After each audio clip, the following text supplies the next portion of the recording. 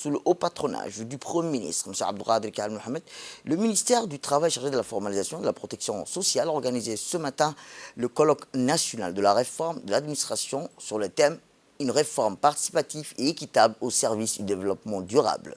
Ce colloque qui va durer durant 3 jours au Palais du Peuple, où la cérémonie d'ouverture a réuni le président de l'Assemblée nationale, M. Dileta Mohamed Dileta, des membres du gouvernement, des membres des députés parlementaires, du secrétaire exécutif de la réforme et de l'administration, de la représentante du PNUD, plusieurs hauts responsables du ministère et des responsables de la région. L'objectif de cette réforme vise pour principaux ministères à la stabilisation des recettes de l'État pour le renforcement d'un système informatisé pour le ministère du Budget, à inspirer les investissements privés, la réduction du chômage, la promotion de l'entrepreneuriat et la création du guichet unique pour le ministère de l'économie et des finances,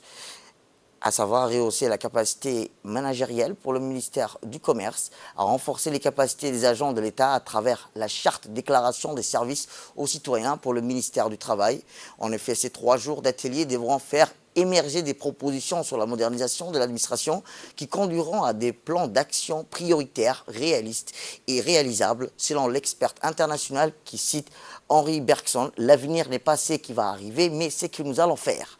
La représentante du PNUD souhaite que ce colloque permette de conjuguer les efforts pour une réforme au service d'une culture de la bonne gouvernance, rendant le service public centré sur l'humain et accroître la disponibilité des agents publics. Travaux dans les ateliers participatifs de ce colloque que nous allons animer avec les équipes du SECRA de l'INAP sur ces 3 jours. Et vous pouvez aussi, on l'espère, être des porteurs, des ambassadeurs des propositions d'action qui ressortiront du colloque et conduiront à des plans d'action concrets avec des priorités à court et moyen terme, au national comme dans les régions et au plus proche du terrain. C'est pour moi un honneur de prendre la parole ce matin devant cette auguste assemblée, réunie pour prendre part au colloque de réflexion et d'échange portant sur une réforme participative équitable de l'administration au service du développement durable. Je voudrais, avant tout propos, remercier M. le ministre du Travail chargé de la formalisation et de la protection sociale pour avoir associé le PNUD à cet important exercice de réflexion et pour l'organisation de ce colloque